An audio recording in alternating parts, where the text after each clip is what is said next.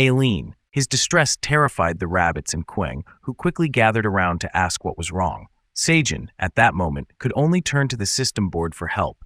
He yelled at it. Status window. What should I do? How do I save Aileen? The system displayed 3 large dots, as if speechless, then brought up the same panel again, making Sajin fall silent.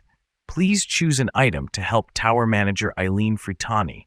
Suddenly, the status window added a sentence. You have an item that can do that. That line was like a lifeline, and Sajin's eyes widened as he stared at it. In his panic, he turned to the side and saw the straw hat full of honey jellies pushed toward him, not knowing when it had gotten there. Quang had pushed it over for his dad to see, then decisively held out his own honey jelly for Sajin to see. For Aileen Nuna, Quang's face was full of determination. It wasn't just the red bear. Behind him was the whole rabbit family, offering their honey jellies to Sajin, saying in unison, "Take our jellies too." Even the little yellow-furred ones held out their jellies, along with their older siblings and parents, offering everything for the dragon. Sajin collected all of them into his straw hat, not wasting a second, and called out to the system status board loudly. Each honey jelly was swiftly pulled into the air by the system with a buzzing sound, disappearing at lightning speed. All the jellies were taken until none were left. The system announced, "Quest has been completed," in blue. The Black Tower system then transported the tiny honey jellies into the mouth of the unconscious Aileen lying on the ground. She didn't know what it was, only that a sweet taste touched her tongue, and she obediently closed her mouth and swallowed. The pain that had been tormenting her was gradually replaced by a strange power enveloping her entire body. The dragon woman began sweating less. Her body relaxed a bit as the pain subsided, and the mana circulated quickly, causing her body temperature to rise noticeably. The system had shifted to blue, announcing that the tomato honey jelly from the poisonous honeybee had successfully enhanced the talent of the tower manager Aileen Fritani's hardened dragon heart. Her hardened dragon heart talent was slightly enhanced, preventing the dragon heart from going berserk. Sajin hadn't seen those notifications as they were only displayed for Aileen. He anxiously kept calling out to the system, "Is Aileen okay?" His worried face appeared in the orb, and soon the result came. The system board popped up to answer. Yes, the dragon heart of tower manager Aileen Fritani will not go berserk for the time being. For the time being? What do you mean? Sajin asked again, and the system responded immediately. She is stable at the moment, but if the tower manager Aileen Fritani's talent does not develop, there is a danger of it going berserk again. Only then did Sajin dare to sit down, putting the straw hat back on his head, exhaling a long sigh of relief and telling the little ones, "It said she's fine now." He patted Quang's head, who was leaning against his leg, looking up at his dad. At this moment, Sajin didn't know what to say. His mind was consumed with worry about Aileen's hardened dragon heart. There had to be a way to solve this, right? Not long ago, in the place where the dragon clan lived, the beautiful nebula sparkled with the mystical lights of countless stars as it did every day. The dragons gathered anxiously around the portal stone, trying to find a way into the Black Tower. Suddenly, the portal stone lit up brightly, making a rustling sound as the wind stirred, and everyone present turned in surprise to look. A faint ringing sound echoed as a blue panel appeared, displaying the words, "Transmitting the Black Tower's emergency system activity records." Both Aileen's father and grandfather were shocked, glancing at each other in confusion. An emergency system? Has Aileen collapsed? Father, was there a call for help from the tower? But the portal hasn't been activated? Aileen's grandfather looked at the stone and quietly replied, "There wasn't any call for me. The system was designed so that if Aileen contacts you or me in a critical situation, an emergency portal would open. Aileen always calls for me by going to the tower management area of the Black Tower. We've managed her outburst before, but if someone else had been called, the portal wouldn't open due to security issues with the Black Tower." Damn it! Aileen's father reached toward the stone, but then remembered, if the records were being transferred, it meant the outburst had already ended. System. Right in front of the teleportation stone, several overlapping information panels appeared, documenting the entire process of Aileen's outburst from start to finish. Aileen's father, relieved, realized she's still alive. Although there was an outburst, her condition is much better than before. Even the mana supply of her dragon's heart shows a stable chart. Not hearing anything from his father, he turned around. Normally, his grandfather was very concerned about Aileen's health, so he should be thrilled to see this news, right? To his shock, his grandfather suddenly went into a rage, three bloodshot eyes flaring as his dragon claws extended, his hair flying wildly like Medusa's. The mana around him surged, startling Aileen's father. Before he could figure out what was happening, he heard his grandfather roar. The last person she called was Park Se-jin. His father looked like he was ready to bite someone's head off. Aileen's father, now even more panicked, thought, "Eek!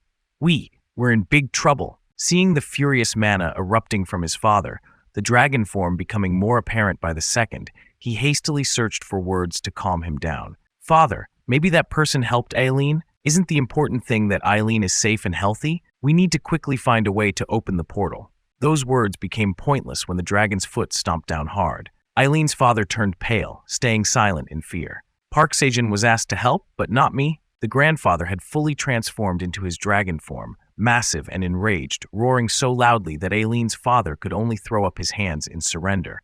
Park Se-jin was requested for help, but not me. Who is it? Who dares to steal my granddaughter's heart?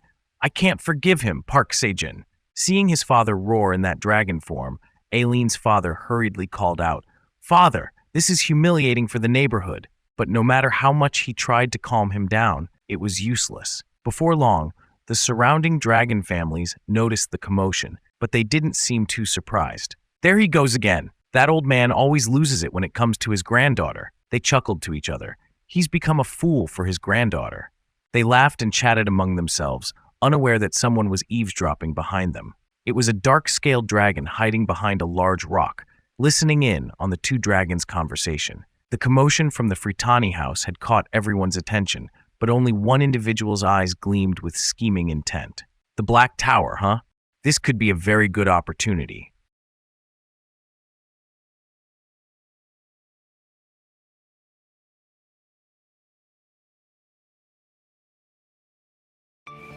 While the world outside was in chaos after Aileen's heart attack, the dragon was taking a deep nap by the hot bath. The heart attack had passed. Her breathing was now calm and steady. A while later, her forehead furrowed, and she made a few soft noises. Suddenly, Aileen shot up, propping both hands on the floor, her face filled with confusion. What's this? Am I still alive?" The dragon thought she was still dreaming. Looking down at her limbs, feeling the clear sense of touch, Aileen was finally certain she was very much alive. So what happened to the dragon's heart? Staring at the heart beating steadily in her chest, Aileen grew even more bewildered. What happened here? There might be only one place to find the answer. Aileen cast her gaze at the orb placed neatly on the red carpet, glowing with a gentle light. She held it softly, not even having time to ask the system before numerous notification windows popped up right in front of her eyes. It seemed as if they had been holding back, waiting for her to touch the orb before jumping out to report. Messages like, "You have consumed honey jelly," and "Tower Farmer Park Se-jin has completed the quest," flashed before her. All strange words. It took Aileen a moment to grasp the situation. "Se-jin? Huh? So I called him at the last moment?" She looked at the orb, mumbled, "This is so embarrassing." As the tower manager, the Black Dragon always wanted to protect Se-jin silently, showing him that her power was more than enough to give the farmer whatever he desired. Yet, this happened, exposing a part of her helplessness to him. But the matter had passed. Now, Aileen was curious and asked the orb how he managed to stabilize the dragon's heart. And what was that honey jelly? Surely, leveling up his beekeeping skills must have unlocked a new item for him to farm. Just the name honey jelly sounded sweet already. Aileen suddenly felt a pang of regret. She had eaten it while unconscious, so she had no idea how it tasted. Enhancing talents, it must be the perfect item for her current condition, right? The dragon quickly regained her spirit. Ahem, Aileen Fritani, as the great black dragon, showing proper gratitude to those who helped you, is the true meaning of being a dragon from the prestigious Fritani family. Her face lit up mischievously, her eyes glancing into the corner of the room. She felt pretty satisfied with her own idea. "So I gotta reward him, right?" The corner of the room shimmered without needing candlelight, glittering invitingly. A pile of gold coins formed a small mound, interspersed with a few chests and various kinds of weapons that looked expensive and brand new. The heap of treasures was so large that Aileen could even climb onto it. She dug around inside, finding familiar items like the magical sword Apophis, the gay bulg, and even the holy sword Excalibur. Weapons of all shapes and types, but they were all for combat. After rummaging for a while, Aileen pulled out a tiny skewer like the ones used to eat fruit, feeling utterly confused.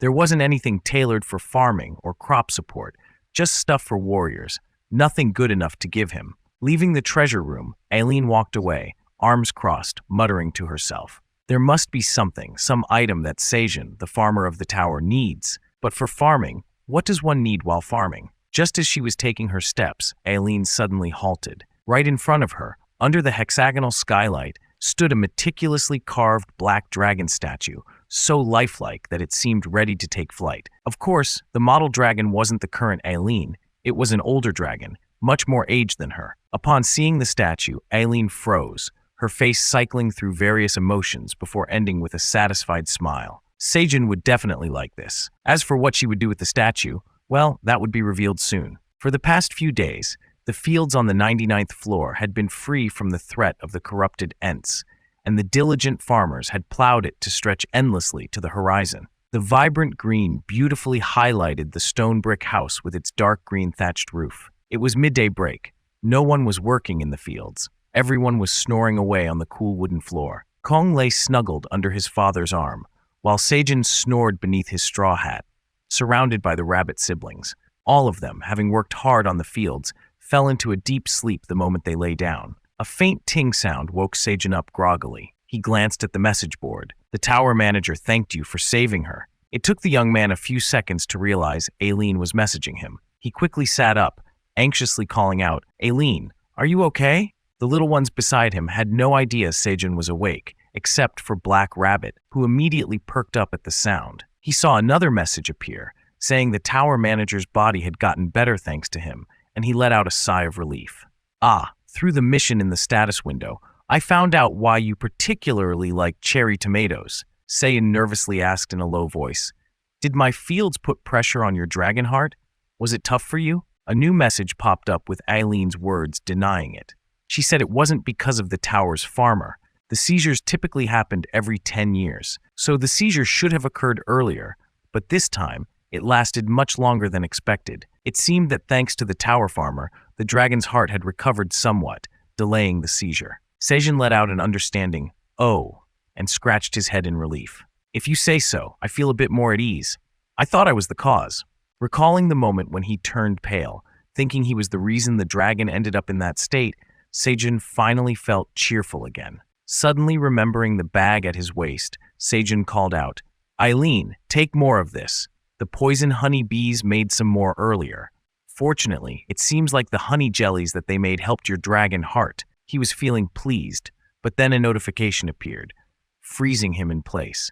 The tower manager said she felt ashamed of being the constant recipient of favors. She wanted to repay the debt of saving her life first. Seijun was taken aback. He muttered the message to himself, curious about how Aileen planned to repay him. A new mission appeared. Shout out Aileen to the sky. The reward, something really big and good. The sentences were both short and mysterious. Seijun placed his feet on the floor, seeing the message urging him, the manager saying he had to shout out loud first. "Hey, is that dangerous?" The reply was vague. Aileen didn't know if it was dangerous or not, so she wanted him to shout it in an empty space outside the house. Feeling more puzzled, Seijun muttered again, "That sounds kind of scary." Kwang, who liked risky things, immediately told his father, "Dad, you mustn't doubt Sister Aileen." Despite his doubts, Seijun went along with it. He and the rabbits and bears moved about 50 meters away from the house. This should be enough, right? He thought. It wasn't clear how big the big and good thing was. Seijun took a deep breath, filling his lungs, and shut his eyes tight, cupping his hands around his mouth to make his voice echo loudly. "Aileen!" The little ones gathered around like they were watching an exciting show. They looked up at Seijun, who shouted once, then twice, then 3 times, each call louder than the last, unsure of how much was enough. After 4 tries with no noticeable change, Seijun scratched his face and asked, "Is that good enough?" No notifications appeared, and there was no sign of anything happening. Moments later, suddenly, the quest was marked as completed, startling Seijun. Mission reward. You have received Aileen's 100th birthday commemorative fountain. Huh? He couldn't believe his eyes. What in the world was this? While the farmer was frowning in confusion, a giant black shadow was dropped from the sky at a terrifying speed. Its shadow was so large that it darkened Seijun's face. The shift in light made him look up in shock, along with Black Rabbit beside him, who who stared with an expression of disbelief. It was too close. The group hurriedly tried to flee. Sejin's face turned pale, his legs stumbling as he nearly fell, but the enormous dragon statue crashed down right beside them, creating a massive shockwave that felt like they were in the center of an earthquake. In truth, the statue was dropped near where Sejin had been standing rather than directly above him, but the young man and the little ones were just as terrified. Only Kwang found it thrilling. He liked these kinds of dangerous games. What is that? He dropped his straw hat, half crawling, half kneeling on the ground with a wary look. This gigantic statue, what was it? Apart from the enormous dragon shape, the area around it had a radius of about 3 meters, making the statue as large as a real fountain. No wonder Aileen had warned him to perform it far from the house, or the house would have collapsed. To answer Sejin's question, a hissing sound suddenly came from the statue's mouth. Unexpectedly, a stream of clear blue water gushed out, pouring down below. It turned out to be an item with a full description under the name Aileen's 100th birthday commemorative fountain. The great black dragon Kaiser Fritani commissioned the dwarves to create this fountain to commemorate the 100th year of Aileen Fritani's birth. Made entirely from premium black marble, it was crafted by the dwarves based on the image of the great black dragon Fritani. The eyes of the statue were made from magic stones, personally enchanted by black dragon Anton Fritani. The fountain had the ability to create water on its own or draw water from any source within a 10-kilometer radius. Commissioner, the great black dragon Kaiser Fritani. Craftsman, the dwarf king and his subordinates. Grade S, skill, water creation level 50. All related stats were marked with question marks, appearing to be beyond Sejin's understanding. The fountain quickly filled up, and the sound of trickling water surrounded the statue's base, making everyone's eyes widen in amazement. Sejin's face was still full of concern as before. It was indeed a big and good reward, but from now on, whenever Aileen said something was big, he had to be careful. Her big meant gigantic to him. A notification popped up beside him, stating that the tower manager thought the fountain would reduce the time spent watering the fields. Sejin immediately let out an "oh," realizing she was right. Lately, the fields had expanded too much, and the rabbits' watering cans were a bit limited. "Now we won't have to climb up and down the caves anymore," he exclaimed. "Thank you so much for being considerate about me, Aileen, but why are the other fountain skills censored?" Aileen didn't know either. The one who gifted it, her grandfather, had never told her. She had never used it, so she hadn't questioned it. Sejin asked again, "Then how does it generate water?" 2 system notifications appeared, informing him that there was no usage limit because it was an installable item. Aileen said to call up the fountain's status window because the control system came along with the reward. Sejin let out another "oh." Hearing that there was no usage limit was excellent news. "So, shall we set up the control settings?" As he extended his hand and channeled a bit of mana, a strange object appeared right in front of him. It had buttons like a game console, along with 2 small wings, allowing it to float at his eye level. This was the magic fountain controller. He could freely control the water's power, direction, and range, as well as the statue's own movements, using the controller. Sejin held it in his hand, small and compact like a game controller, and stared in astonishment. "I can really move the statue with this? Amazing." Placing both thumbs on the 2 blue buttons, Sejin gave a slight nudge. A faint hissing sound came from the dragon's head. It was clearly made of stone, but it moved gently, gradually bringing its neck along, as if the dragon's head were turning in another direction. Sejin saw it following his finger's command and couldn't help but let out a delighted "oh." Not only could it tilt side to side, but the head could also go up and down according to Sejin's wishes. Both arms and legs could be moved too, making the entire stone statue look like a small toy for a moment. "That's awesome!" It felt like he was playing with a game character. Kong excitedly tugged at Sejin's pants. "Dad, are you the one moving it?" Black Rabbit in the back joined in. "I want to try too, Pyak!" Getting used with the controls, Sejin was able to bring the dragon statue to the ground, following the directions of the 4 kids. They all pointed to the left, watching as the dragon's large arm mimicked the movement perfectly, pointing in that direction right away. The kids enjoyed it and tried a more challenging pose. The right leg planted down, the left leg raised high while the arm waved around. The dragon statue still smoothly imitated it. Everyone laughed joyously, thrilled to bits, until suddenly, the dragon's head lowered and let out a long, blaring sound. Quack, quack, quack, quack, quack. The kids were so startled, they jumped up. The gray rabbit wanted to run away, but Kwang's battle instinct was quicker. He swung his arm, slapping the stone statue's face with a loud, resounding smack. At that moment, everyone, including Kwang, realized something was wrong. A cracking sound came from the dragon's horn, snapping right off the statue. Several black fragments flew out, leaving the bear gaping in shock, while his father was stunned to the core. Sejin screamed in horror as if he had seen a ghost, more accurately, as if he had seen the horn fall off the stone statue. At that time, Aileen was wrapped in a green onion blanket, holding a cup of something, sitting on a bed as soft as cotton, when suddenly the orb emitted a blinding white light, different from usual. It vibrated, buzzing urgently, calling its owner to come and see. Only when her dragon claw tapped it did the orb return to its normal state. It was a danger alert, but what had happened? A system message appeared behind Sejin. The tower manager asked what was going on, making him look around guiltily like a thief caught red-handed. Ah, Aileen? Sejin's eyes widened as he stared at the notification without blinking, while his mouth let out an awkward, "Ha-ha!" His left hand pretended to support the dragon's head naturally, while his other hand rested on his hip, his body twisted to one side, but he forced himself to respond. "No, nothing's wrong.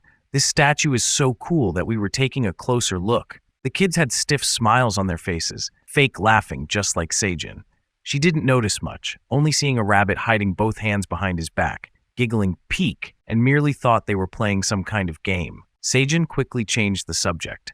"Haha, Aileen, aren't you hungry? Do you want to eat something tasty?" The notification instantly displayed a yes. Aileen was successfully distracted, having no way to notice the crack on the dragon's horn that had been glued back together. The rabbit architect hid his hammer behind his back, not daring to show any trace of what had just happened.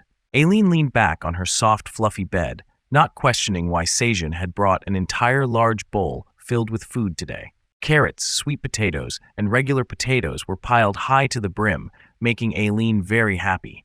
As she chewed noisily, she smiled. It's a relief that Sejin likes it. Meanwhile, he was sighing in relief, wiping the beads of sweat from his forehead. It's a relief that she didn't catch on. Now that he was familiar with controlling the dragon statue, watering the vast fields would be a breeze. On the 67th floor, the cleanup efforts from the Red Locusts that attack were nearing completion. The Silver Wolf clan cleared an area of land and piled the bodies of the Red Locusts onto carts, making space for the Lizard clan to plant blade green onions against a possible return of the destroyer. With a lot of work to do, most of the Silver Wolf tribe members had been mobilized, but usually the children stayed back in the wolf village, except for the chief's son. Elka's son had asked his father to let him collect the Red Locusts' bodies, and he immediately agreed. "Don't go too far, son." There were many warriors, including his father and the lizard soldiers, who would protect the boy. Once the child was a little distance away, the mother wolf whispered to her husband, "You said experience is important, but is it all right to take the kids to such a dangerous place?" Elka frowned slightly and explained to his wife, "I know what you're worried about, but it's safe now that they're being subdued because they keep trying to eat the tough blade green onion. It's just that there are a lot of them due to their simple behavior of moving in groups. We've figured out their attack patterns and timing." Looking around where the onion fields were being planted, Elka reassured his wife. Most importantly, the harvesting of the red locusts will only take place while the lizard men are replacing the wilted blades. So if something happens, they will protect us. Gently placing his hand on his wife, he added, "So don't worry too much, my wife." His wife smiled at Elka, fully trusting him. The young boy didn't dare go too far, staying on the outskirts of the onion fields, where he suddenly found a whole locust body. Unlike the others, whose legs and bodies were cut into different pieces, this complete locust made the boy delighted. He shouted loudly, "Dad! Mom! There are many perfectly fine red locusts here." He was proudly showing off, not realizing that the locust in his hand was still very much alive. And behind him, where the sky turned a deep crimson, a swarm of mature locusts surged forth in a wave, rushing toward the boy. "Son!" Elka and his wife screamed in horror. They were too far away to reach him in time, and the boy was already within the locust's attack range. He had no idea how to defend himself or run away, his mouth hanging open in shock. Suddenly, a sharp blade swooped in from nowhere, slicing through the air with a swift swish, swish, swish. The glimmering blade flashed, and the locusts were immediately cut into pieces.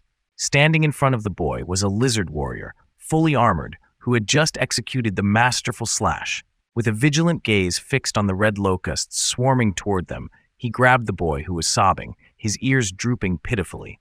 He had narrowly escaped death. The lizard warrior, sword in hand, ordered, "Everyone, run! The red locusts are changing their attack method." From the sky, a forest of red surged, millions of locusts forming a gust-like stream, threatening to sweep away the entirety of the 67th floor.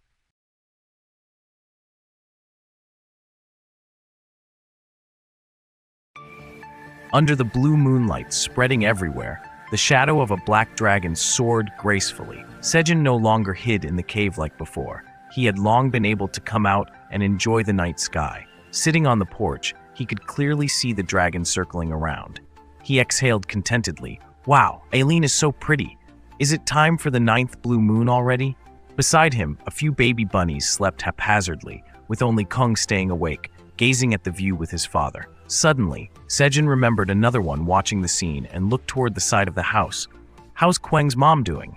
Licking her lips as 2 streams of drool dripped down, Kwang nodded. Yes, thanks to Eileen's power, the influence of the blue moon has disappeared, making it easier for me to maintain my sanity. As expected of the tower manager, she's really impressive. The only thing causing the mother bear to drool was the pile of cooked locust meat stacked neatly in front of her. What a relief. Now all they had to do was wait for the blue moon's energy to seep into the crops. Just as he finished speaking, the bunny couple came rushing over. Excited. Sir Sejun, some of the crops have turned blue already. He quickly put on his straw hat, ready to get to work. Sitting around was getting boring. Great, let's go harvest them. Together with the bunnies, Sejun headed to the vast cherry tomato fields, carefully inspecting the areas emitting a blue glow. Because the field was bathed in moonlight, the number of fruits absorbing the blue moon's energy was greater than before. A cluster of cherry tomatoes, now blue and hanging heavily, was so tempting that he couldn't resist plucking them. As he loaded them into the now full cart, he marveled, "Wow, there's a lot of blue moon cherry tomatoes this time." A second-generation bunny ran over to report, "Uncle, the blue moon's energy has also affected the cornfield, which is to be harvested soon." "What, really?" Sejun, curious, looked where the bunny pointed and felt the urge to go check immediately.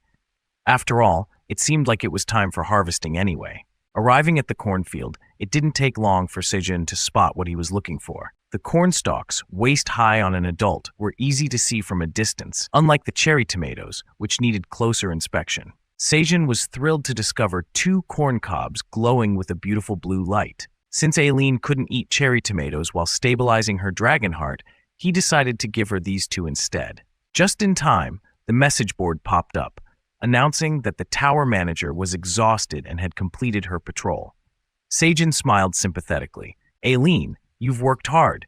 You must not be feeling well, huh? Take a rest," he continued. "Here, we've got 2 blue moon stamina corns. You shouldn't eat cherry tomatoes right now to stabilize your dragon heart, so have these instead." The 2 corns disappeared instantly, and the message board switched to a new message.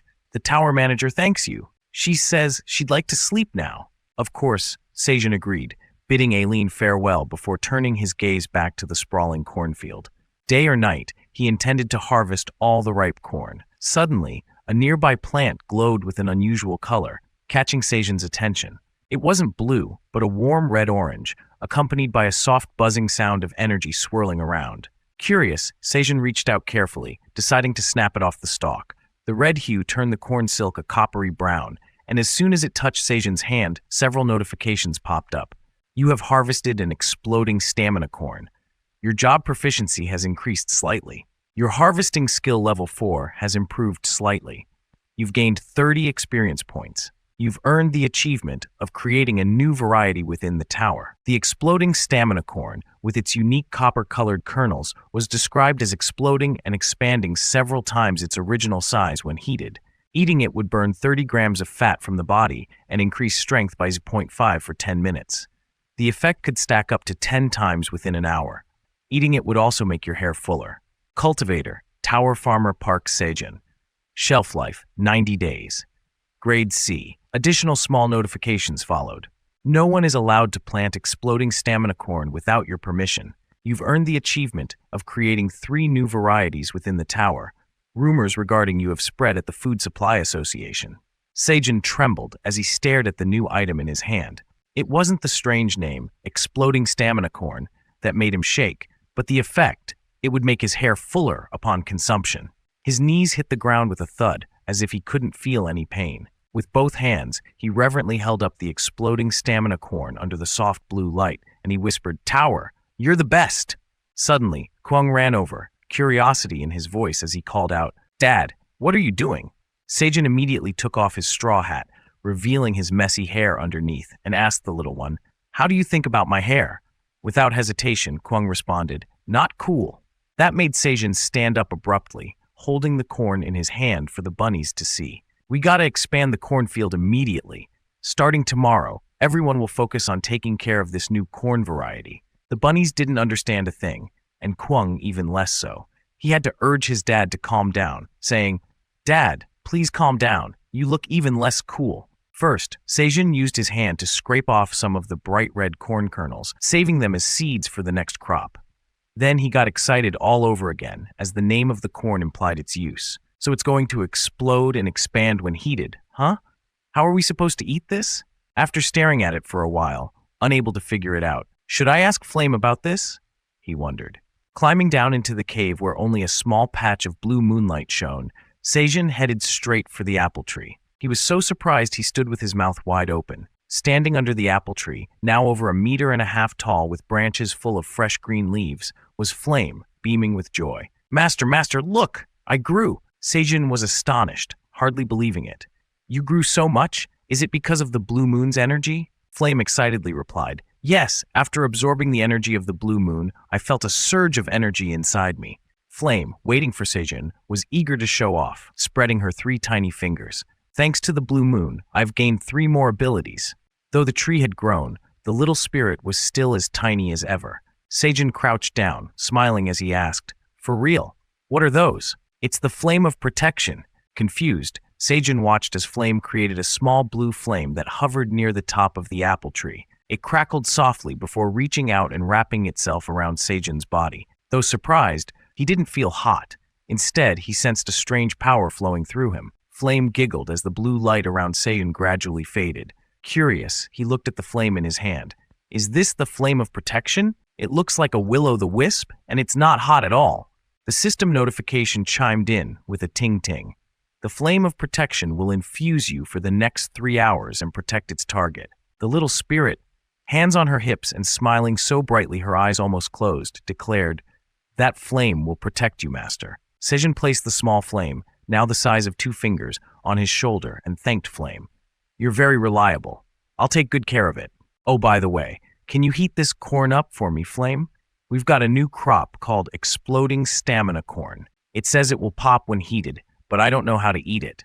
Handing the corn to Flame, the little spirit exclaimed like she had seen this kind of thing before. "Oh, I think I know. When you want to eat it, you need to heat it without tearing the leaves." She showed Seijin how to wrap the corn leaves tightly, using a strand of corn silk to tie the leaves shut at the top so it wouldn't pop open. Once it was securely wrapped with no kernels exposed, Flame raised her hand toward the sky. "Hold it just like that.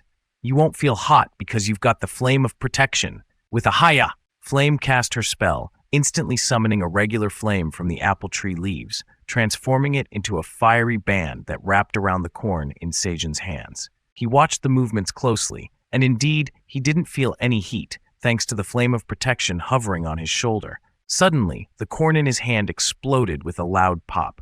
The outer leaf puffed up like it was enclosing a balloon, while the fiery fragments swirled and then dissipated completely. Seijin, startled, held the corn in his hand, now smoking, and couldn't believe his eyes. "Did it really swell up into a balloon?" Flame giggled. "Now open the tip slightly." Seijin, now full of anticipation, carefully unwrapped the corn silk, slowly peeling back the husk. Inside, there were no longer kernels or a cob. Everything had transformed into freshly popped, fragrant corn that filled the air with its irresistible aroma. Seijin gasped in delight. "Wow! It's popcorn! Amazing!" Inside the cave, Seijin's excited voice echoed as he called out to Kwang. "Did you see the salt?" Corrupted Ent. The forest to the west had also sent in reinforcements. Poison mist flower attack soldier, resembling carnivorous flowers planted on rotting logs. Next, another attack soldier, sticky flower, with their huge mouths full of sharp, pale purple thorns. Kwang had gently called Seijin because the corrupted ent were in overwhelming numbers, big and small, and now there were two new types specialized in attack. Praised it enthusiastically. The bunny family couldn't resist the new snack either.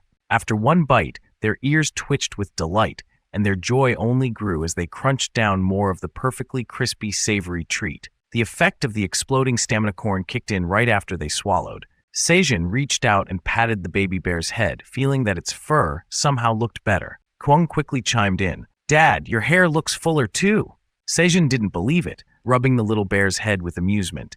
"Who taught you to lie like that, huh?" Suddenly, a loud thumping noise echoed everywhere, like drums being beaten. Seijin jumped, dropping the popped corn. A wave of anxiety washed over him, making him lose all interest in food. He spun around quickly, looking toward the cave entrance, asking in a rush, "What's happening? Didn't Eileen already put these monsters to sleep?" The bunnies, equally confused, looked up. They saw the large face of Mother Bear poking in, urgently calling, "Sir Seijin, I think you need to come out quickly." What could possibly make Mother Bear so anxious? A deep unease washed over Seijin as he immediately climbed up. It's corrupted ent, a whole army of them, somehow crawling out from nowhere, marching straight toward Seijin's fields. But this time, it wasn't just the usual corrupted ent. The forest to the west had also sent in reinforcements. Poison mist flower attack soldier, resembling carnivorous flowers planted on rotting logs. Next to them were another attack soldier, sticky flower, with their huge mouths full of sharp, pale purple thorns. Kwang had urgently called Seijin because the corrupted ent were advancing in overwhelming numbers, big and small, and now there were two new types specialized in attack. They crowded forward, getting closer by the minute, while Seijun and the bunny clan, holding torches, had just stepped outside to see. Kwang, the main combatant, immediately grew larger, standing between his mother and father. Seijun muttered in frustration, "Here I thought we'd be able to relax for a while. Why do these bastards have to appear during the blue moon?" There was no other choice. Seijun had to get serious, gripping his torch tightly, shouting, "We're going to have to fight them ourselves now. Everyone, grab your weapons." Besides the attacking weapons, the torches in their hands were the things that could burn the corrupted ent completely. But before they could even charge, the sticky flowers all snapped their mouths shut at once, spitting out a purple liquid that shot straight toward the bunny clan. Seijin's eyes widened in horror, unable to react fast enough to stop whatever it was until it hit his torch, knocking it out of his hand. The same thing happened to the bunnies. The purple glue precisely hit their torches as if the corrupted ent knew they were vulnerable to fire. The torches flew, and their hands were covered in the sticky purple substance, which felt incredibly unpleasant. "What is this? It's so sticky." Seijin tried to pull it off, but couldn't. Near his feet, the sickle bunny looked at his torch, now extinguished and oozing with the purple goo, making no effort to hide his disgust. "Ugh, gross!" Meanwhile, a purple mist began to creep toward Seijin slowly. He stayed alert, taking a few steps back, but then leaned forward to try and figure out what it was. "Uncle, you mustn't touch that smoke." Black Rabbit leaped up and slammed his legs into Seijin's stomach, sending him flying backward, out of the mist's reach. The hit didn't hurt, and when Seijin looked up, Black Rabbit was already holding a hammer in his hand. Seijin asked, "What is that, though?" The bunnies and Kwang hurriedly retreated as Black Rabbit explained, "It's poison. That's the smoke pouring out from the toxic mist flowers, and it's still spreading." The purple mist thickened, but thankfully it wasn't moving too fast. There was still a gap between them and the mist, but they didn't have many options left other than to run. Sin didn't like that idea. He grumbled, "All sorts of things are coming out now. I'm so sick of this." Kwang shouted, "Dad, look at that!" But Sejan didn't need Kwang to say anything.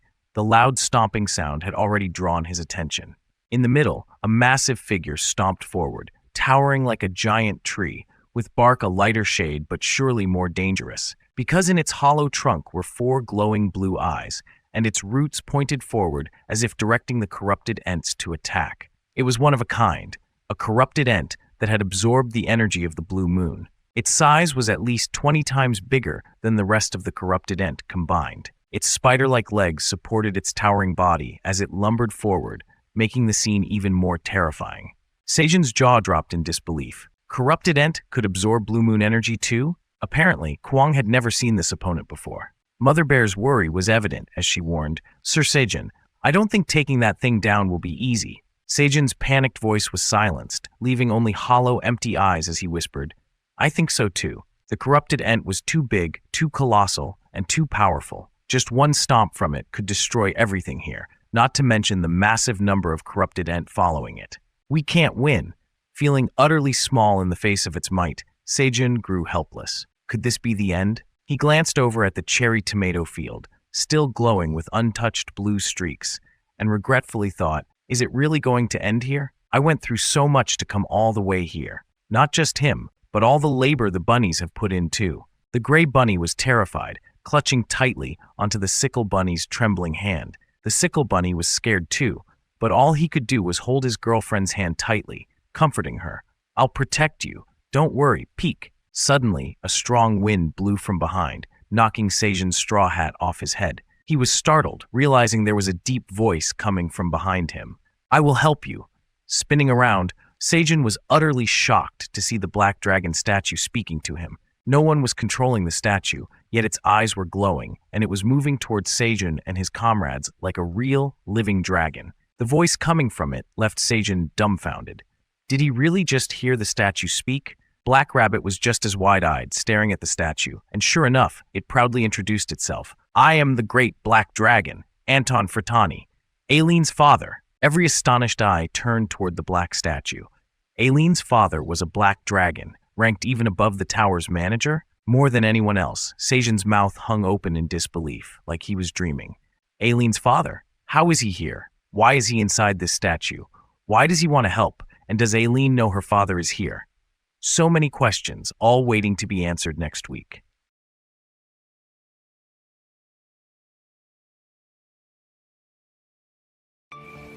The whole group looked up at the dragon statue introducing itself. I am the great black dragon, Anton Fratani, Aileen's father. Sejun was stunned, and after a long silence, he managed to ask, Aileen's father? He clenched his fists, having never heard of other family members of the dragon clan around here. And more importantly, why was he a statue, a talking statue? The rabbit family, who had picked up the straw hat for the farmer, dared not move forward. It was already strange enough to see a statue move on its own, and now it claimed to be the father of the black dragon managing the tower. How could they believe that? Anton patiently explained, this statue has been infused with ancient golem magic. Initially, it was designed to activate when Aileen was in trouble, but for some unknown reason, the teleportation portal could not be opened. Currently, we are in a position where we cannot enter the Black Tower or exert any authority. Fortunately, we retain the power to control this statue, and when it was awakened and moved to the 99th floor, I could detect a faint signal from outside the tower, allowing me to manipulate its movements. And after confirming further, I discovered that you had saved Aileen from the Dragonheart rampage. Thank you. Watching the large dragon head bow in gratitude, Sejun was terrified. He put on his straw hat again, waving his hands nervously. No, haha, I just did what I was supposed to do. Anton, serious as ever, continued. You might have guessed by now, but the Black Tower is not being properly managed at the moment, so I would like you to lend a hand in the future. Sejun repeated Anton's words in a daze. Help? What kind of help? While his own field was being overrun by Ents on the verge of destruction, this great black dragon wanted his help? Anton nodded, confirming his intention. I want you to take over the management of the tower on Aileen's behalf. This made Sejun want to jump up in shock, but he restrained himself. Sorry? Me? Managing the Black Tower? He thought the dragon must have assumed he had some impressive skills just because he saved Aileen from the illness. But that was only a stroke of luck. Sejun quickly explained, I'm just a farmer with no special abilities. Moreover, I can't get out of the 99th floor, and I can't get rid of those approaching Ents either. Though the blue moonlight darkened the scene, everyone could clearly see the sheer number of Ents approaching, with a level of ferocity and unique abilities that left his farm no way out. While they were talking, the giant Ent kept advancing with slow, deliberate steps. Dozens of ominous red eyes showed no signs of slowing down. Black Rabbit screamed a warning. Uncle, the Ents are closing by. In this life-or-death situation, instead of intervening, the great black dragon Anton firmly believed, you can handle this situation. We will assist you with the impossible, so don't worry. The group was dumbfounded, Sejun too, and after a pause he didn't seem to understanding. hesitantly asking, "Who are we? Why did things keep getting more and more complicated?" To answer the farmer's question, the dragon statue didn't respond, but tilted its head skyward, wriggling like a rooster about to crow. The dragon's head suddenly lowered towards Seijin, with a booming voice like a carnival speaker, making him jump. "Park Seijin, I am Kaiser Fritani, Eileen's grandfather." Startled, Seijin fell back onto the ground as the dragon pressed its snout close to him, huffing in annoyance. "I can't see my granddaughter because of you. If it were up to me, I'd crush you with my finger, but you're too important, so you can't die." The rabbits hid behind Seijin, and he, trembling, stammered out the only response he could think of. Hello. It's a pleasure to meet you. I'm Park Seijin. I honestly didn't know, but I apologize for the inconvenience." He was scared stiff, expecting Kaiser to scold him some more, but surprisingly, the dragon statue squinted its eyes in a goofy smile, seemingly just trying to give Seijin a good scare. The statue laughed loudly. "That's right, you're a lot more polite than I expected." Then, without further intimidation of the young man, Kaiser shifted into a serious mode, raising his dragon head high under the moonlight. "We'll talk about the details later. Now, we must get to the main task." The whole group stared wide-eyed as the dragon statue spread its wings and soared high like a real dragon. Its tail twisted with surprising agility, like a helicopter taking off. The wind whipped fiercely,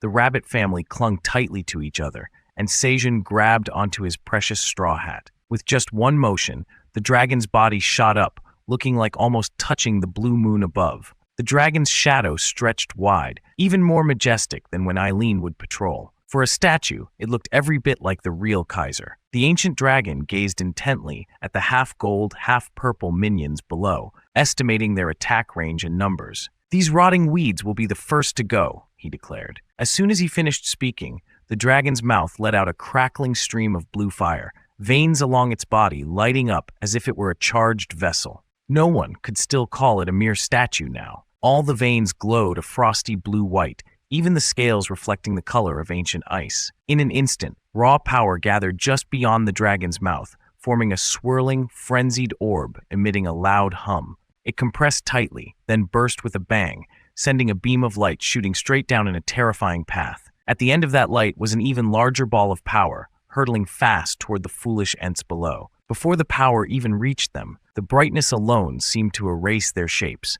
creating an effect we'd call fading out. Just one orb, accompanied by the dragon's wing beat, unleashed a power as catastrophic as a volcanic eruption, ripping the monsters apart into barely recognizable pieces. The ground roared continuously as it was torn to shreds, the shock waves merging and blasting outward in all directions. From a great distance, you could see the pillar of smoke rising high, while the powerful gusts roared across the open land with a deafening noise. The tremors reached all the way to the management tower, where Eileen was sound asleep. The ceiling rumbled with loud thuds, cracks forming as dust and debris fell down. If the dragon girl had woken up and rushed out to check on the farmer, she would have met both her father and grandfather for sure. But Eileen only turned over, mumbling in her sleep, "Seijin," before rolling back and continuing her peaceful slumber. She had no idea her grandfather had just flattened the earth, creating a 5-meter-deep crater with large cracks radiating from the high heat.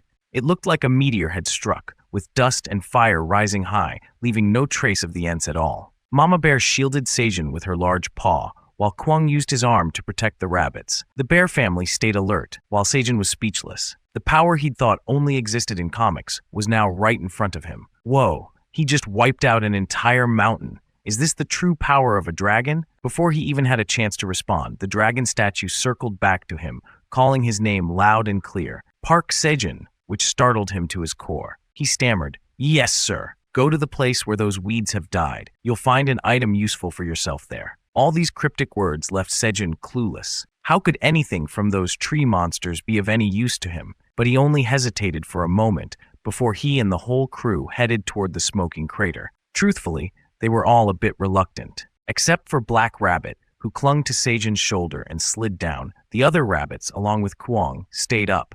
So, only Kwang and his father made their way down into the hole. Even with shoes on, Seijin could still feel the heat radiating from below. The two went straight to the center, which was a bit more sunken than the rest. Kwang eagerly pointed, "Dad, over there something's glowing." Not only was it glowing, but it was also emitting beautiful mana particles. Was this the item Kaiser had mentioned? It looked like a budding flower, full of life, didn't it? Black Rabbit jumped down from Seijin's shoulder, and together with Kuang, they looked around to see if there was anything else unusual. Is this the item that Sir Kaiser was talking about? Thinking it might still be hot, Seijin was surprised when it felt normal to the touch. His system interface popped up, signaling that it was indeed an item. First, there was a message. You have acquired Corrupted Ent's Enhanced Seed. Corrupted Ent's Enhanced Seed is the seed of an corrupted Ent that has absorbed the energy from the blue moon.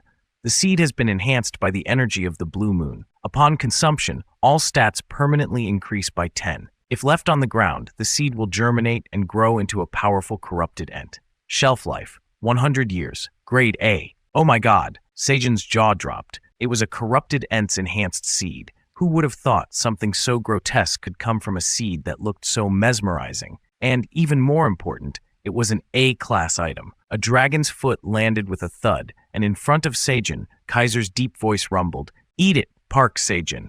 Afterward, your feeble body will become a bit stronger." The dragon invited him to consume it, appearing as intimidating as a monster, enough to scare anyone away. If you leave the seed as it is, it will develop into that monster once again. Eat it and eliminate it before that happens. It made sense, and all he had to do was pop it in his mouth and swallow it down. Yet Seijin looked like he was about to puke just thinking about it. He stared at the seed in his hand, thought for a moment, and looked up at Kaiser. Eating a seed. It doesn't feel right to eat a corrupted seed, though. What's not right about it? The dragon didn't understand. Just open your mouth and toss it in, simple as that. Just as he was about to protest, Seijin asked, "May I eat it after cooking it?" Kaiser was taken aback. "Cook it? You mean cook? Did you just say you know how to cook?" When Seijin answered yes, Kaiser asked again, "So do you have that thing you call cooking right now?" Seijin said no, and didn't notice how the dragon seemed to be treating cooking as if it were an item itself. Seijin rummaged in his bag. "I do have some cherry tomatoes here that I was going to eat previously." With nothing more to say, Kuang climbed back up, leaving Black Rabbit and Seijin to chat with the dragon. Kaiser spread out his large dragon paw toward him, eagerly asking, Where? Let me see one. I need to check if it's dangerous or not." Seijin handed over a handful, but hesitated. How exactly are you going to check?" "Well, by tossing it in my mouth, of course." Kaiser opened the dragon statue's mouth wide, throwing all the cherry tomatoes inside. But the statue didn't chew or digest them since, well, it was a stone statue. Kaiser explained, "The statue's mouth has a teleportation device that can easily transport items. If the statue swallows it, it will be transported directly to me." The dragon's mouth closed, performing an action as if it had just finished eating, and outside the tower, a notification appeared immediately. "The item has been successfully transferred. 1, 2, 3, 4, 8 plump red cherry tomatoes dropped into the dragon claw, waiting to catch them. Here they are." Grandfather Kaiser felt the tiny fruits in his hand, finding them oddly amusing. "So, this is what made my Aileen's dragon heart race?" He sat there studying them for a while, forgot he was still in control of the dragon statue.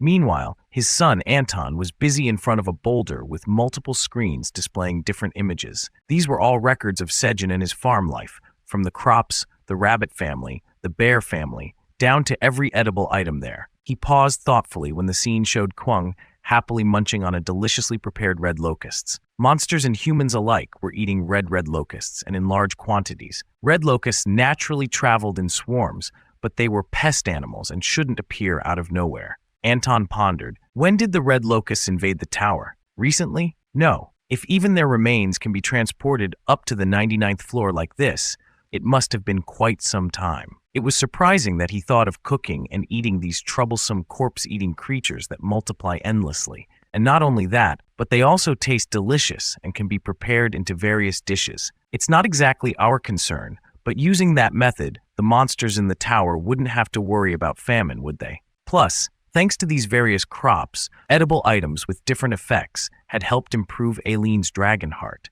A tower farmer, an occupation even I, who have managed the tower for a long time, don't know about in detail. Thinking that a tower farmer could become a hope for helping Aileen, I'll have to look further into it soon. As he pondered deeply, Kaiser came running up from behind, calling, Anton. He was running and shouting, causing Anton to quickly put away the images and turn back, eyebrows furrowing in confusion. Father, what's going on? You must uphold the dignity of the head of the family, running like this.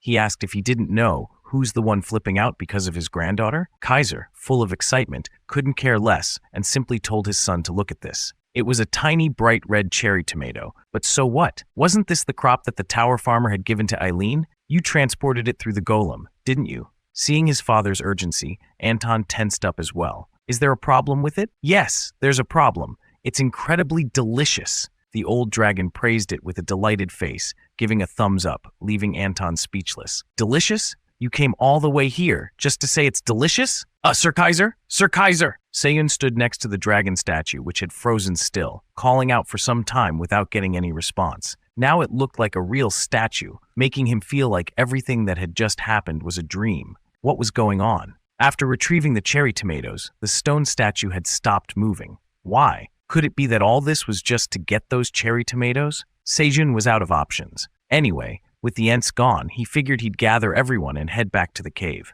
But those two, one black, one red, had been huddled together for a while now. When Sejun called them with no reply, he curiously walked over to check. What's going on, guys? Let's head home. Black Rabbit turned to him hesitantly. Uncle, Kwang's being stubborn. Peek! Still with his usual sparkling purple eyes, the little bear turned around.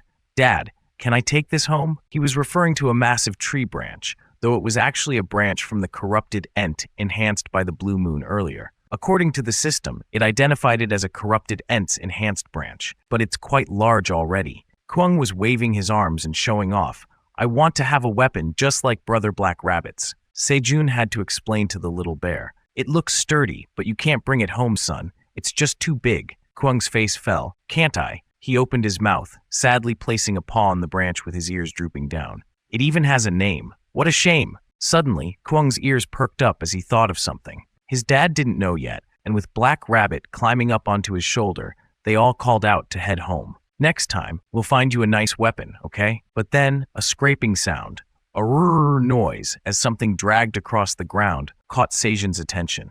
He turned around, terrified to see that Kwang had lifted the entire branch with his body, which was only slightly bigger than the rabbit's. He had the strength, but it was far too large. It was even bigger than one of Sejun's house pillars. Panicked, he tried to explain to his son again. Kwang, I told you. But before he could finish, the corrupted branch suddenly shrank, transforming into a rod just the right size for Kwang. It was a perfect fit for the little bear now. Black Rabbit's jaw dropped and Sejun mirrored the expression. It shrank? The group couldn't believe it, but Kwang was brimming with confidence. Look, Dad, it's an item. Really, it's called a corrupted Ent's enhanced branch. This branch was significantly strengthened by the energy of the blue moon.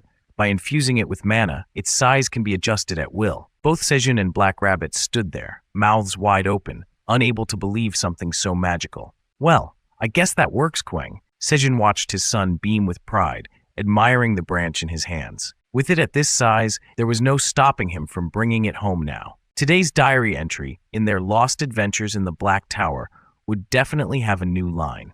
Kwang has a new friend. A friend that's a weapon.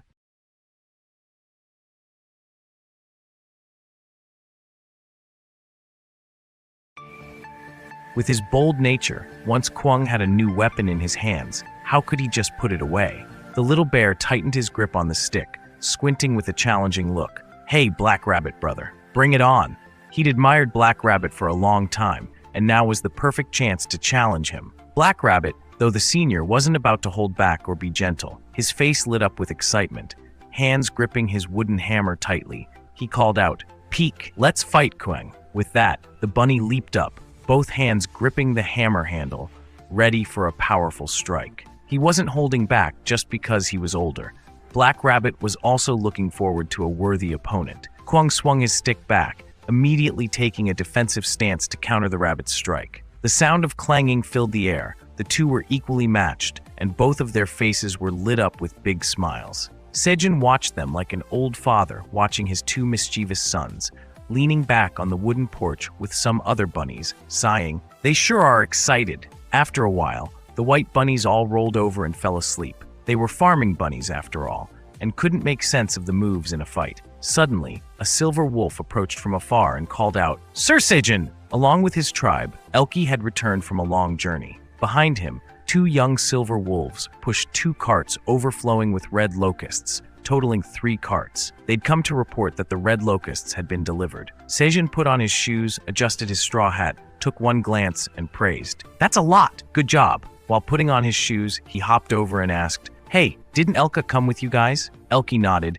He hurried to the magic tower to visit Lord Iona, who was absent from the battlefield. Hearing that the mouse wasn't on the battlefield, Sejin's eyes widened in surprise. "Is there a problem on the 67th floor?" He recalled that Iona had been present since the Red Locust battle began. From Elki, Sejin learned that while the entire Silver Wolf tribe was gathering red locusts on the 67th floor, the locusts had changed their attack tactics, and they had been ambushed. Judging by the look on the wolf's face, the situation seemed quite severe. Sejin was stunned, urgently grabbing Elki's large face to examine it up close. "Is everyone okay? Are you all right?" Realizing he'd worried Sejin, Elki softened his tone. "Yes, everyone's fine, thanks to the lizard warriors and the mercenaries." Elki was a bit embarrassed about having his face lifted in such concern, but he tried to hide his embarrassment and continued reporting. "The red locusts are launching such concentrated attacks that the tough blade green onions are barely visible anymore. The locusts piled up their bodies into mountains, rendering the leeks useless. But despite the overwhelming numbers, the locusts still threw themselves onto the blade green onion fields. Part of the reason the 67th floor could withstand them was due to continuous replanting of the onions, which helped hold off many attacks. Fortunately, with the vast number of red locusts dead, nearly covering the blade green onion fields, they believed these monsters were still unable to invade through the waypoint yet. However, they were notifying the magic tower to request assistance as a precaution. For now, there were no major issues. Hearing this, Sejin let out a sigh of relief and released Elki's big face. Nonetheless, he crossed his arms, pondering those terrifying omnivores. "Is everyone down there okay?" Thinking it over, he still felt quite worried. The red locusts might struggle to climb to higher floors, but if they found a way down to the lower floors, they'd leave a trail of barren land behind. This tower had 99 floors, but so many places were still left for me to guide you through. Speaking of locusts, let's take a tour down to the village of Passage, where the buildings looked like human modern houses, lined up next to each other. This village was built next to the merchant path, recently renovated. The tallest building in the center, with a unique architecture, had stairs below and several floors above. In reality, it was a gravity magic tower. No physical principle could support its eccentric structure. On the lowest floor of the tower, the voice of the Silver Wolf chieftain, Elka, echoed in surprise. "What?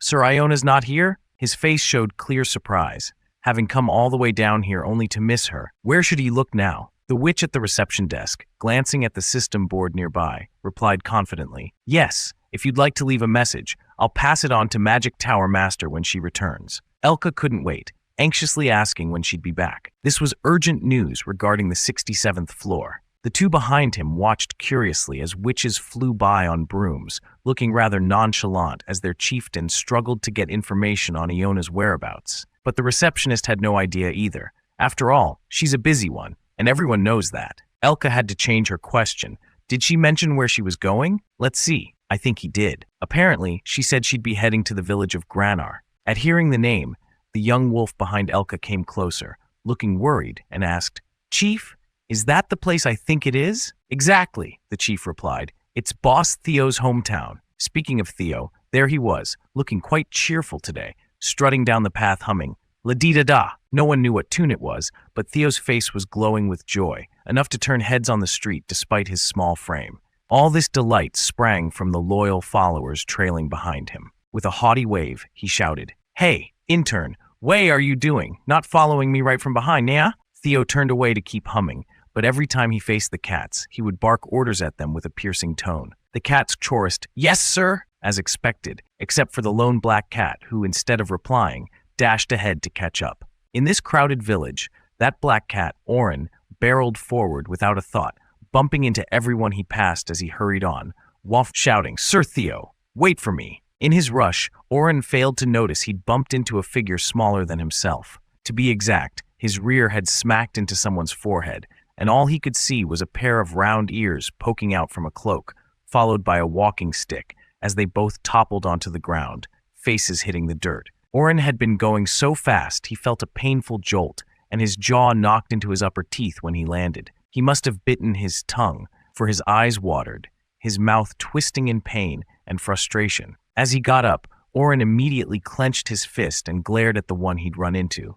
"Why are you loitering in other people's way, causing them to fall?" Obviously, it was Oren's speed that caused him to trip, but this black cat wasn't known for reasoning things out. With the entitled attitude of a rich young master, he lashed out, caring little that he'd been the one to make the tiny mouse girl fall. She might have been small, but she snapped back at him. "You tripped over me while running yourself, so how dare you get angry at me?" Oren's fists clenched tighter as he growled louder than before. "Does this little rat have a death wish?" Clearly, this young cat had no idea who was under the cloak. But Iona, who was rarely this furious, had never met anyone so rude. Who in the entire tower would dare call a grand mage a little rat? With her chubby cheeks puffing in anger, the tension between the two rose, sparking a fiery clash. Oren bared his teeth, thinking this little mouse had no idea what trouble she was in. But just then, Theo's loud voice broke through. "Oren, what are you?" He was about to scold the black cat for not sticking close, but then stopped in surprise. "Wait a minute, isn't this Iona?" Seeing Theo, Iona's face softened immediately. She politely replied, "Ah, Sir Theo, so we meet here." At that moment, Oren shrank back. Although he didn't particularly like Theo, the decades-old debt weighed on his shoulders, and now his boss was on good terms with the very little rat he'd run into. He had to ask right away, "Boss Theo, you know this hamster?" "Of course," Theo answered with a grin. "Yeah, it's a special relationship, Naya." At those words, the Grand Mage almost pulled her hand from under her cloak in frustration. No matter how many times she told him, this cat would go out and say that exact line. People are going to misunderstand if you keep saying things like that. Theo had no intention of debating the special relationship with Iona and smoothly deflected. "But did something happen, Nia?" Just then, Iona shot Theo a pointed look. "Ah, this guy bumped into me." Oren's quick wit kicked in, and he realized who he'd really crashed into. Before Theo could respond, he was already on his knees, bowing and begging in a high-pitched voice. "It's all my fault. I wasn't looking. I apologize." Groveling like a true coward, Oren's desperate apologies startled the two gray cats behind Theo. "Sorry, I'm so sorry. I was in a rush and acted rudely to you. I'm truly sorry. Please forgive me, Lord Magician." His profuse apologies quickly dissolved Iona's anger. She stood there a bit stunned by this black cat's immediate switch, so fast she wasn't even sure how to react. Luckily, Theo stepped in, saying, "Iona, my underling is a fool, Nya. Please let it slide just this one, Nya." Caught in this strange situation, Iona could only nod in acceptance. "All right, for Theo's sake, I'll let him off this time." Oren wasted no time, raising his head to offer a torrent of thanks. "Thank you," in every possible way, even squeezing out 3 enormous tears, maybe to play the pitiful card for a plan B. Actually, no, he was genuinely crying out of fear. He discreetly wiped away his tears while Theo, only concerned about Iona's whereabouts, asked, "Where are you headed?" Little did Theo know that his wolf underling had been searching for Iona for days, while he, by sheer coincidence, ran into her. Iona explained, "I'm on my way to Granar village. I need to meet someone there." Theo exclaimed, "Oh, Granar village? That's my hometown." Then, unexpectedly, Iona invited him to come along, politely asking, "If you're not busy, would you care to join me?" Theo made a big show of considering it. Though it was his hometown, there wasn't many things there he felt attached to, especially since he'd left long ago to make his way elsewhere, not to mention the painful memories of betrayal he had there. Besides, he had business to do for the chairman. But for Oren, this was a golden opportunity. He stopped crying, lunging forward and clinging to Theo's arm with both hands, pleading, "Boss Theo, let's swing by Granar, won't you? I have urgent news for my father. Please, I beg you." He put on the most desperate look, as if he would collapse, thrash around on the ground, and foam at the mouth if Theo said no. Theo found Oren's eagerness suspicious. Though he had no idea why Oren was acting like this, he disentangled his arm and turned him down. Nope. We must quickly go to the 38th floor and sell our goods. Nya? It's not personal, but Theo really got business to do. But Oren wasn't about to miss this chance. Determined to get to Granar, he persisted. "If we go to the village, I'll give you 1,000 tower coins. You know my family's wealthy, right? And how about we go back to your hometown to show everyone how successful you've become? Think about it. If that stuck-up Meryl saw you now, she'd regret it to her bones." Oren laid out every possible temptation, and to his surprise, it worked. Theo's expression showed he was hooked, practically savoring the idea of returning to show off to the girl who'd spurned him. A mid-tier wandering merchant with Meryl's ex as his underling was enough to make Theo proud. "All right, Iona, I'll accompany you, Nia."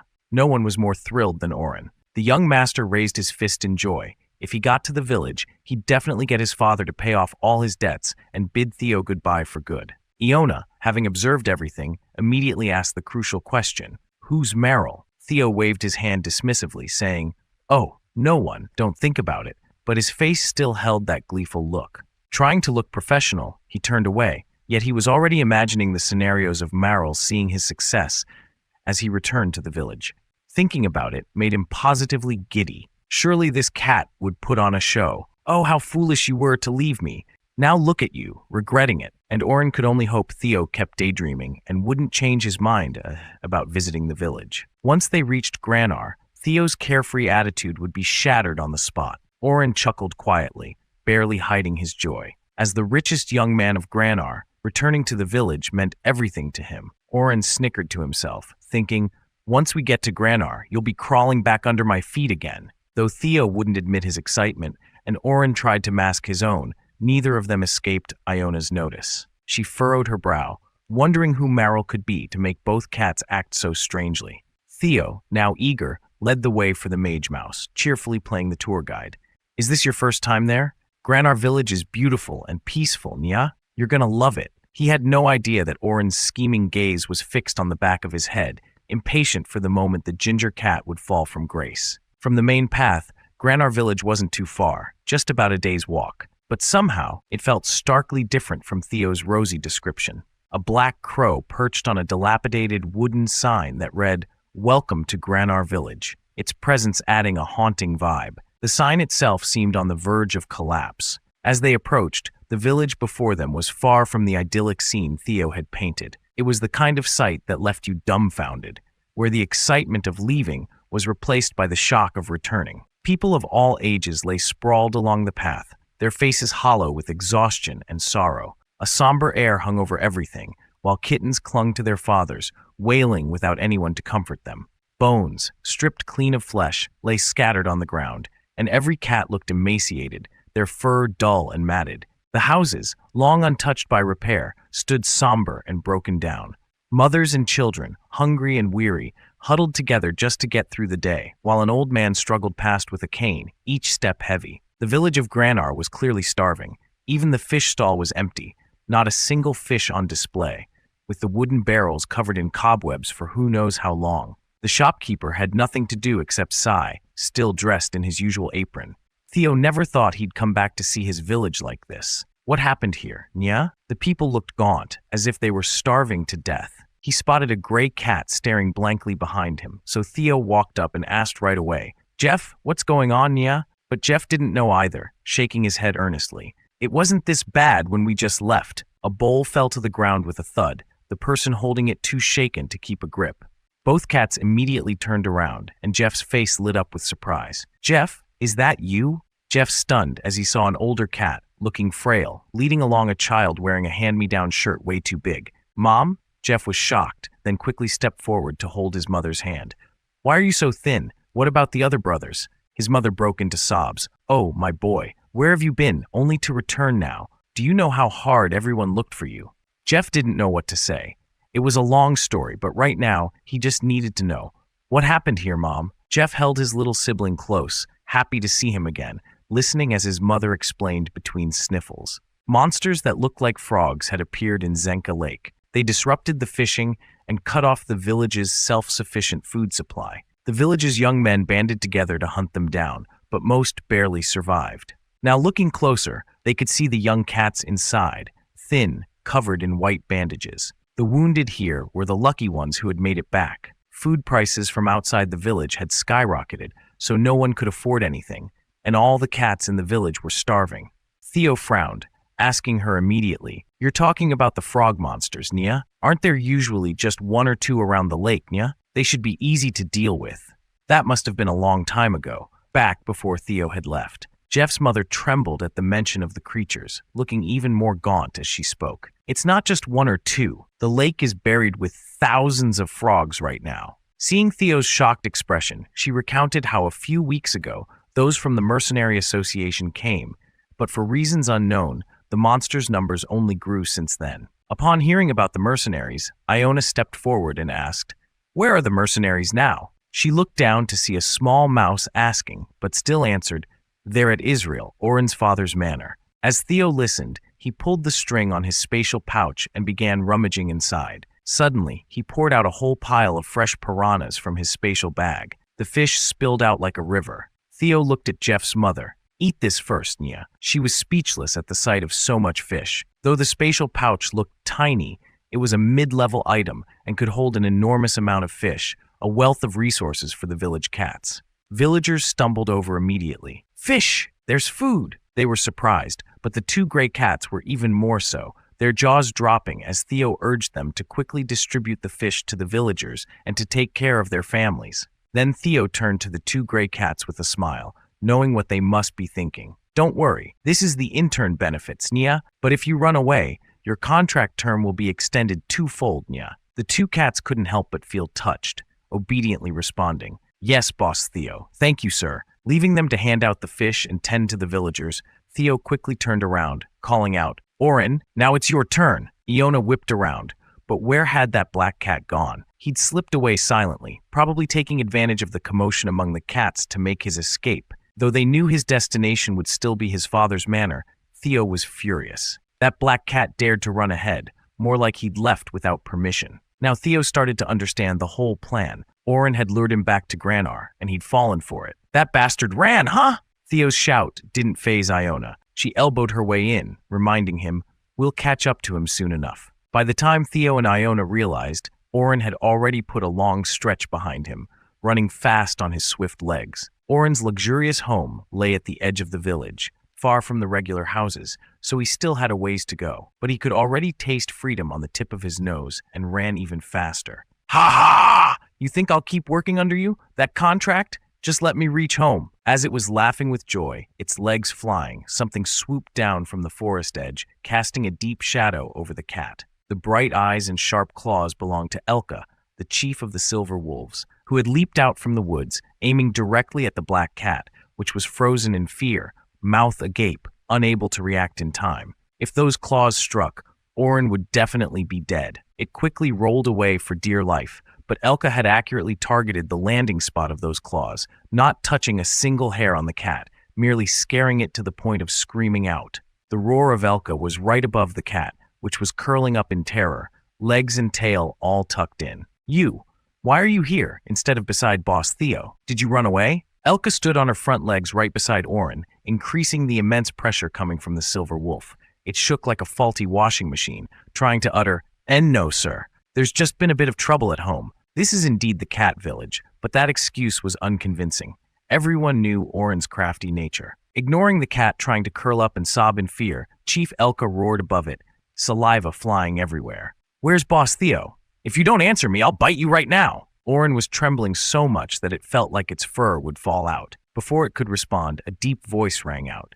"Sorry, but that's a bit difficult." A black wolf, as dark as Oren's fur, suddenly charged towards the chief with a mouth full of sharp teeth wide open. It was quick and almost bit Elka's neck, but the silver chief dodged skillfully at the last moment. Elka turned to look at the black wolf that had just tried to snap at her, and he stood protectively over Oren, acting as a shield for the cat. "You!" Chief Elka squinted his eyes, scrutinizing the newcomer as if unable to believe his eyes. A black wolf? Not only was it a black wolf, but it was also equipped with armor and wore a confident smile, appearing larger than the Silver Wolf tribe. It stood with its legs apart over Oren's head, and it seemed like Oren had no idea about this black wolf.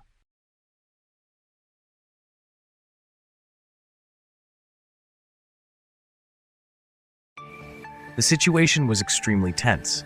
A black cat lay sprawled under the legs of a massive black wolf, armored and draped like a warrior. With an air of confidence, it raised its head, staring at the Silver Wolf chief without a hint of fear or respect. Elka was ready for a fight, his eyes glowering at the black-furred figure blocking his path. Behind him, Elko and Elki rushed up with news. "Chief Elka, we've found Lord Iona." Elka hadn't responded yet, but they quickly sensed something was off in the air, and the one making their chief so tense was a black wolf. "What's a black wolf doing here?" they exclaimed, confused. "This is a cat village. I'd like to ask the same." The black wolf opened its mouth. "What's the Silver Wolf tribe doing here?" It clearly knew who it was dealing with, Silver Wolves and their chief. yet it spoke as if it were in charge. Oren, seizing the chance, knelt down, clasping his paws together and pleading, "I don't know who you are, but those silver wolves are trying to kill me. Please save me." At that moment, Oren looked remarkably obedient and humble, but there was no need for him to beg. The black wolf simply said, "Go. I got a request to meet you out here." So it wasn't a random encounter. This was a full-on escort service sent to greet the pampered young lord. Oren was stunned for a second, assuming his father had arranged this somehow, but he didn't care anymore. Putting on a cocky air, he turned his tail toward the silver wolves, walking away with a loud laugh. "Thanks. I'm out of here." He stomped each step to show off, knowing the silver wolves couldn't just pounce on him with the black wolf standing guard. "Step aside, black wolf. We still have unfinished business with that cat." The black wolf furrowed its brow in disagreement, standing firm against the silver wolves advancing toward the cat. "I can't do that. That kid is actually the son of the mansion owner of this village, whom our boss owes a favor to. I'm here to pick him up." Oh, so they were on the same side after all. No reasoning would work then. Already irritated by that cheeky cat, Elka's mood worsened with this black wolf joining in. He growled menacingly, "If you don't move, we'll attack." Elka's threatening look was enough to make most monsters in the tower tremble. But facing 3 silver wolves alone, this black wolf didn't flinch. It snorted, standing up on 2 legs, looking down on Elka. "Come on, bring it, Silver Wolf tribe. You should know this well, right? We, the Black Wolves, have both the strength and build that is in a league of our own compared to the rest of you." It stood tall on 2 legs, flaunting its robust balance even on just 2 feet in combat, a feat the Silver Wolves couldn't manage. "My name is Harp. I'm the right-hand wolf of Lord Hagel, chief of the Black Wolf tribe. I could take down all 3 of you without breaking a sweat." It was intimidating Elka and his crew when suddenly flames erupted around it, engulfing Harp until it burned as brightly as a bonfire, turning him into nothing more than a charred silhouette. The black wolf swayed to one side, its fur singed and ragged, eyes white with shock, and smoke wafted off its body as it collapsed to the ground, tongue lolling out. It had officially turned into an over-roasted piece of meat. The silver wolves gaped, mouths hanging open. They hadn't even done anything yet, just about to jump into a fierce battle, and their opponent had already fallen into a heap. Iona calmly approached from behind. "I attacked because I sensed something suspicious. Apparently, it was the mouse's magic, and she was ready to unleash more spells if the black wolf had resisted further." Walking behind Iona was Theo, who immediately praised, "Well done, Iona. Without you, Elka, Elkie, and Elko would have been in big trouble, Nya." The 3 silver wolves shouted in unison, "Boss Theo and Lord Iona." Theo was very particular when it came to protecting his subordinates. Right now, he was satisfied seeing the arrogant one lying defeated. "And what are you lot doing here anyway? Shouldn't you be heading up to the 99th floor?" he asked. Elka replied, "We're here to meet Lord Iona because of something that happened on the 67th floor. The people in the magic tower said she'd come to Granar village, so we followed, though we didn't know you were accompanying her. Boss." It turned out to be a lucky encounter with both Iona and Theo. The hamster immediately inquired, "Is something unusual happening on the 67th floor?" "Ah, well, let's put that aside for now. We have more important matters to attend to." Only after Iona's reminder did Theo remember, hurriedly asking, "Yes, that's right. Elka, have you seen Oren around here?" If it weren't for the hamster reminding him, the cat would have kept rambling on and on. Chit-chat was his thing. Looking back at the charred wolf lying with its tongue out, Elka finally answered, "We saw that cat running away and tried to catch it, but that black wolf got in the way." Everyone immediately understood that the cat had some protection. After all, his father was wealthy. With the power of the Black Wolf tribe, if it weren't for Iona's magic to counter them, things could have turned out very differently. "Now, let's follow along this path together," Iona called out. "We'll head to the main son of Granar village." That road led straight to the grand mansion of Israel, Oren's father, which stood proudly before a forest. It should really be called a castle. Built in an old-fashioned style with 3 floors, the mansion was sturdy and spacious. Although built to cat proportions, today the living room had a rather large guest taking up the entire sofa. A black wolf with a stern face sat close to Israel, who was on a red sofa beside him, saying nothing. His fur and intimidating presence made the living room feel colder. This wolf had one blind eye, scarred by 2 lines crossing over it, a sign of many life-or-death battles. His rough, hardened look was unmistakable, This was Hegel, the Black Wolf tribe's chief and a longtime free mercenary. The silence was suddenly broken by Israel.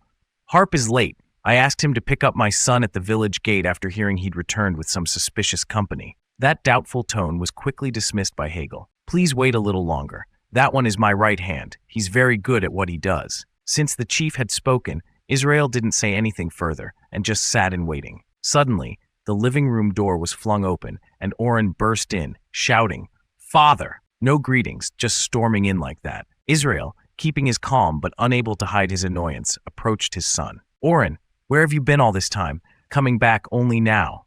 What about Harp? Did you see him on the way back?" The barrage of questions left the cat panting before he could respond. He had rushed back as fast as he could to report, practically running on empty by the time he reached home. Now up close, Israel noticed his son looked skinnier than before. "Where's your food? Why do you look like you came back empty-handed, with nothing at all?" Oren thought to himself, "It's a long story. Just making it back alive to tell you is a relief." He immediately turned on the drama, crying and grabbing his father. "Wah! Oh, my dear father! When I reached the merchant village, I was swindled by a goblin who had conspired with Theo, and I ended up losing all my money." Israel tried to pick out the meaningful words amidst his son's sobbing and asked, "Theo, are you talking about that naive yellow cat, your childhood friend? How could such a kitten guy swindle you?" Before his father could say more, Oren tossed aside his sobbing act and shouted, "Kind? He's an extremely wicked guy. I explained that I needed to buy food for the villagers, but they forced me into a contract and made me work for them. And there's someone else controlling them from behind, someone who calls himself the Black Dragon, though he has no horns or wings. And he's even managed to deceive the rabbit tribe into working under him with his threats and lies." Oren spun the prehistoric farm into a tragic saga, turning Theo into a demonic cat and the poor rabbits into oppressed souls needing rescue. And himself? He was the one exposing it all, hoping to find someone to bring justice. Bang! The table in the living room split in half, making father and son jump. Hegel had slammed it, smashing it to bits, and clenched his fist with a glower as he asked Oren, "You're not lying, are you?" Even Oren's father was shocked. What did the table do to deserve this? But Hegel didn't care. His fury was apparent. Impersonating the great black dragon is a grave crime that deserves more than just death. Of course, the chief of a warrior tribe like Hegel wouldn't sit still hearing such news. Oren, now on both knees on the floor, vowed up and down, Yes, I'm not lying. He really called himself the Black Dragon." A thrill sparked in Oren's heart. This must be Hegel, the chief of the Black Wolves, who father always mentioned. This was definitely the famous Black Wolf tribe leader, known as a part of a race that reveres the great Black Dragon. Although he didn't know why Hegel was in his house, it was perfect. Just when he needed to complain about suspicious events, someone fit to take action was here. Oren's cunning mind quickly switched to a pleading mode, like a victim. He knelt down, clasping his paws desperately. "Lord Hegel, please defeat that vile Theo and the mastermind behind him, impersonating the great black dragon, and is engaging in these despicable acts. They deserve punishment." With just a few persuasive words, Hegel quickly agreed. He stood up and told Oren to lead the way. "I'll see for myself and make the judgment." His father hadn't even had a chance to say anything before the son realized his success. He had lured Hegel onto his side. A sly grin crept across the black cat's face as he prepared his revenge plan, when suddenly the living room door swung open. "Sir Israel, there's a guest outside." No need to say, Oren knew exactly who it was. He rushed over to his father and whispered, "Just in time, father. They're here. I'll go out and face them first." "But first," he asked, "you still have that thing in the warehouse, right?" Israel was confused at first.